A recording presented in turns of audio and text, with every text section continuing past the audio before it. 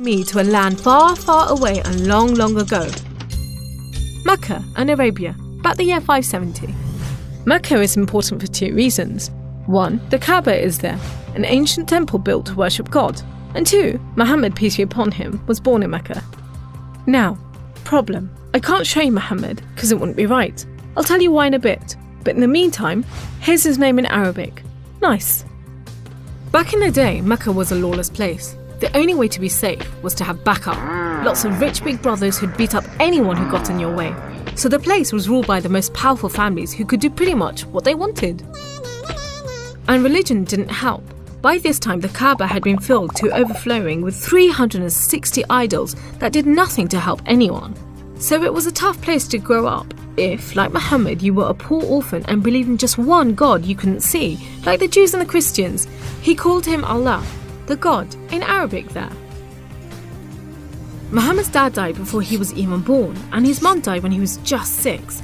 So he was brought up by his grandfather, Abdul Muttalib, and then, when he died too, by his uncle, Abu Talib, who had the respect of the city's ruling families, so Muhammad was safe for the time being.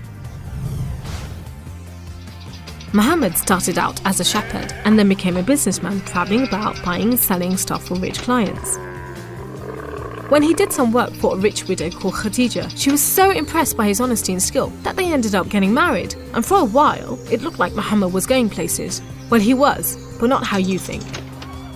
Every year in the month of Ramadan, different calendar, different names for the months, there was a big party around the Kaaba when people made sacrifices to the idols.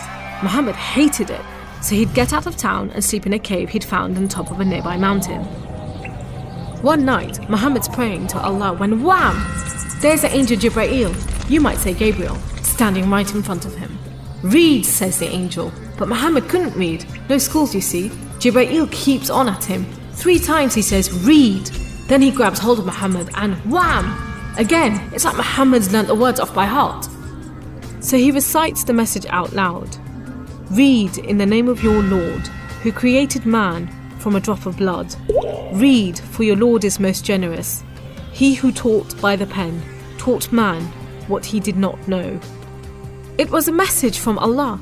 God was speaking to him just like he'd spoken to the prophets in the Jewish and Christian holy books, which meant he was a prophet too. The messages continued for the rest of Muhammad's life. Allah gave him the words to say and the prophet recited them.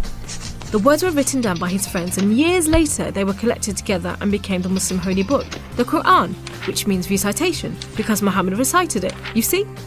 Anyway, that was much later, so back to the night of power. Muhammad tells his family, then his friends, and eventually everyone about Allah, that he's the one and only God, that he wants everyone to be treated fairly, and long story short, it didn't go down well with the ruling families of Mecca, who liked things just the way they were, thank you very much. You see, Islam means obedience to Allah, and Muslim means someone who obeys Allah, and the ruling families didn't want anyone obeying anyone else but them. So the people who believed in Muhammad's message, the Muslims, were given a hard time. Some were even tortured and killed. A few of them managed to escape to Abyssinia, Ethiopia. But most were stuck in Mecca. Muhammad also had to cope with the death of his wife, and then just a few weeks later, his uncle too. Feeling very down, he went to the Kaaba to pray to Allah one night. Then, the weirdest thing happened. Jibreel turns up, sits him on a winged horse called Al-Buraq and flies him all the way from Mecca to Jerusalem. He prays with all the prophets who have ever lived. Then, he's taken up to the heavens to chat with some of the prophets, and then into paradise itself, where Allah tells Muhammad to pray 5 times a day and to stay strong. He's returned to Jerusalem and then flies back to the Kaaba in Mecca. We call it the night journey, and Muslims still argue whether it was a real experience or a vision, but whatever, it gave Muhammad a much needed boost, and just as well, because there were more tough times ahead. So, there was this other city called Yathrib.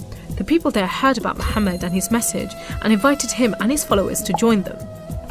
A few at a time, the Muslims left Mecca and made a dangerous journey across the desert to Yathrib. It's known as a hijra, which means migration, like birds do. Muhammad and a few of his friends stayed in Mecca until everyone had got away and then made plans for their own escape. But the ruling families wanted to kill Muhammad while they still could, so 7 sons, one from each family, were sent in the middle of the night to stab the Prophet while he slept. But he was way ahead of them, and when they burst into the house, Muhammad was gone. Trackers were sent out to hunt him down. Muhammad and his best friend Abu Bakr took a roundabout route to try and shake off the pursuit, but the trackers were too good and slowly gained on them. So Muhammad and Abu Bakr hid in a cave and prayed that no one found them. The trackers found the cave all right, but they didn't bother going in to search. There was no way Muhammad could be inside, they thought. There was a spider's web over the mouth of the cave and a nesting bird at the entrance. He must have given them the slip. So off they went, leaving Muhammad and Abu Bakr protected by a spider and a bird. Muhammad made it safely to Yathrib, which was renamed Medina al-Nabi, the city of the Prophet, but most people just call it Medina. But Muhammad's worries weren't over yet. There were 3 big battles between the Muslims and the Meccans. First, the Battle of Badr, when Muhammad and just 313 men faced 1,000 Meccan soldiers. Miraculously, the Muslims won. Then there was the Battle of Uhud, which didn't go so well. Some of Muhammad's men disobeyed his orders and ran off during the battle to raid the Meccans' camp, and so the Muslims were outmaneuvered. Then there was the Battle of the Trench. Medina was protected on 3 sides by mountains, so when the Meccan forces advanced in the city, the Muslims just dug a deep trench. The Meccans made camp, but the weather was terrible. Pouring rain put out their fires and howling winds blew down their tents. Eventually they gave up and went back to Mecca. It was all a bit embarrassing. They were losing the respect of the local tribes who were flocking to join the Muslims. So a peace treaty was signed at Hudaybiyah, but it wasn't long before the Meccans broke it.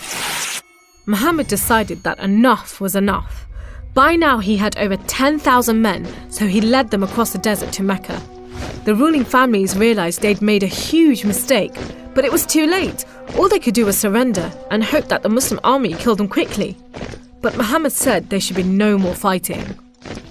He rode into Mecca and went straight to the Kaaba. He circled it 7 times anti-clockwise and smashed all the idols, rededicating the Kaaba to Allah. And that's why I'm not going to show you Muhammad. The Muslims wanted to make it totally clear that they only worship the one unseen God. So they didn't have any pictures of Muhammad in case anyone thought he was an idol, and they didn't have any pictures of Allah because he's like nothing on earth, so it would be impossible to draw him anyway.